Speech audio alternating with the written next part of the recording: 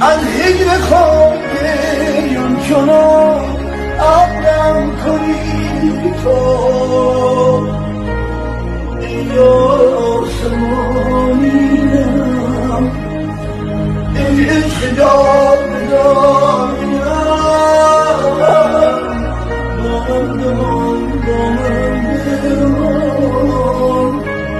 دریای مهربان